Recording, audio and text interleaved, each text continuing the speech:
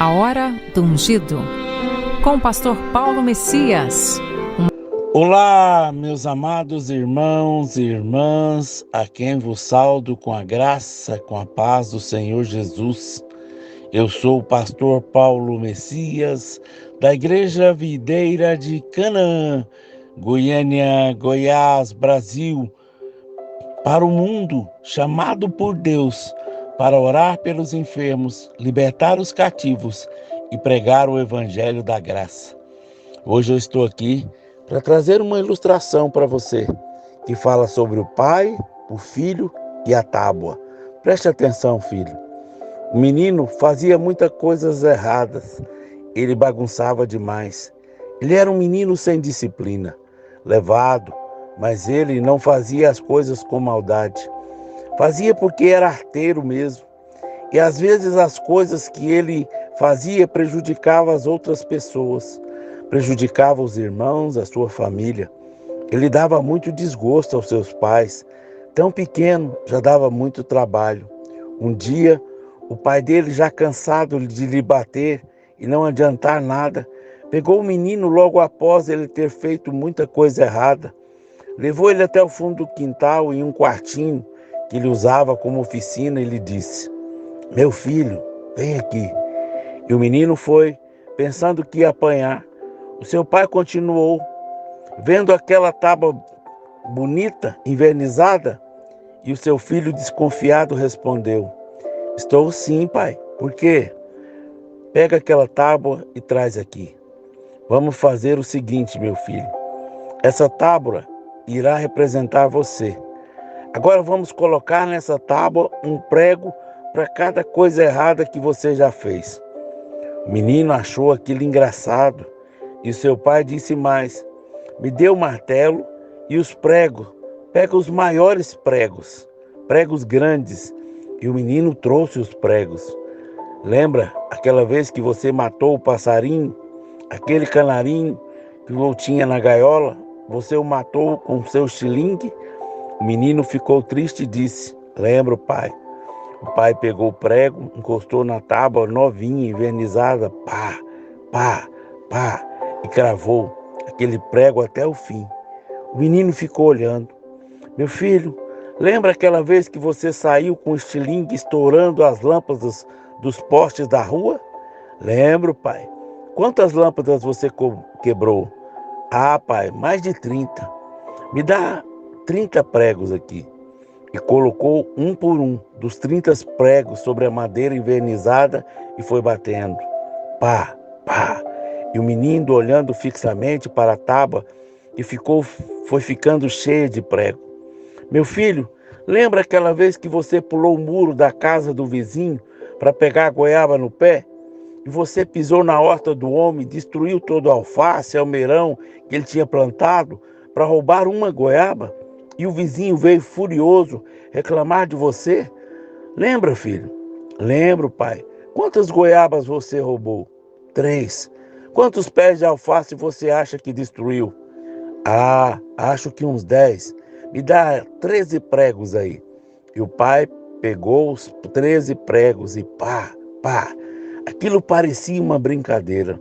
Logo foi se tornando uma coisa trágica para o menino, porque aquela tábua estava aplanada, envernizada, bonita, brilhante, que representava ele mesmo. Começou a ficar tão cheia de prego.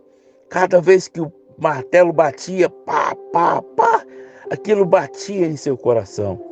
Assim, o pai foi perguntando ao filho todas as coisas erradas que ele se lembrava e foi batendo aqueles pregos.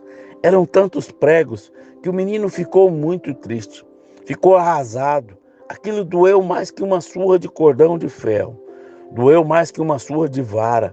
Seu pai, percebendo a sua tristeza, disse: "Meu filho, vamos combinar uma coisa. A partir de hoje, para cada coisa boa que você fizer, nós vamos tirar um prego daqui, tá bom?" O menino concordou. No dia seguinte, ele chegou correndo da escola e foi contar as novidades a seu pai. "Pai, hoje a professora me elogiou porque eu me comportei bem na sala." "Ah, que bom, meu filho. Vamos lá no fundo." Aí o pai pegou o martelo, puxou um dos pregos e o menino ficou contente, sentiu alívio. No dia seguinte, o menino chamou o pai e disse: pai, hoje eu ajudei uma senhora a carregar as sacolas pesadas.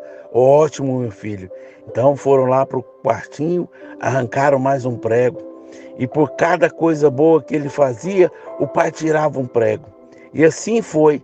O menino todo dia fazendo uma coisa boa e o seu pai, por cada obra que fazia, lhe arrancava um prego. Porém, quando saiu o último prego, o menino não ficou satisfeito. Aquela tábua envernizada, bonita, não era mais uma tábua bela. Agora era uma tábua toda esburacada, toda machucada. E seu pai disse: pois é, meu filho, o que você quer que eu faça? Assim mesmo, sempre ficam as marcas, sempre. Essas marcas dos pregos representam a culpa e vai sempre ficar aí. Aquela lição marcou profundamente aquele menino que foi crescendo e se tornando um homem.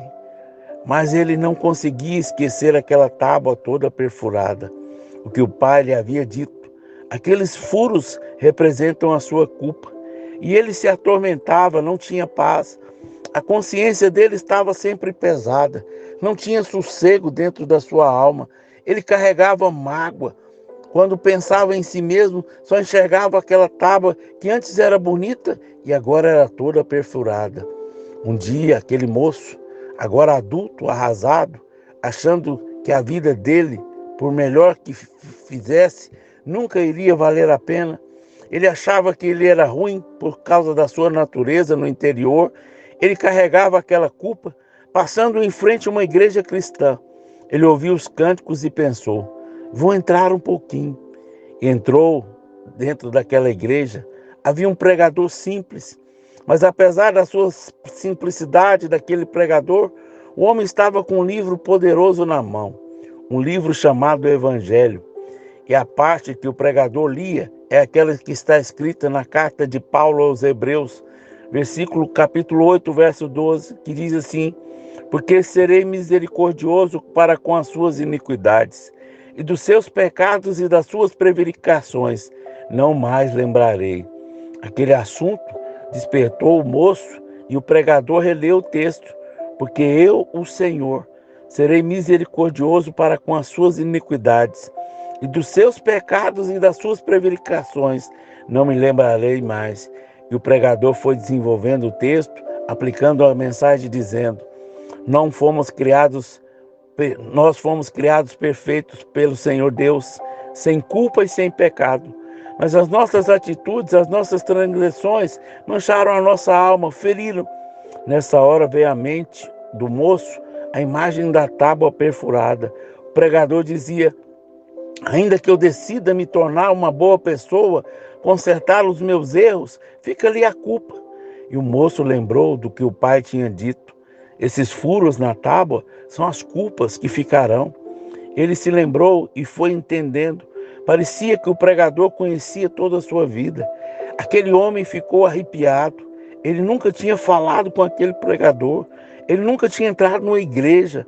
Aquele pregador humilde falava do jeito que parecia falar diretamente com ele, de maneira que ele nunca tinha sentido antes. E o pregador continuou: não adianta você querer consertar a sua vida com boas obras.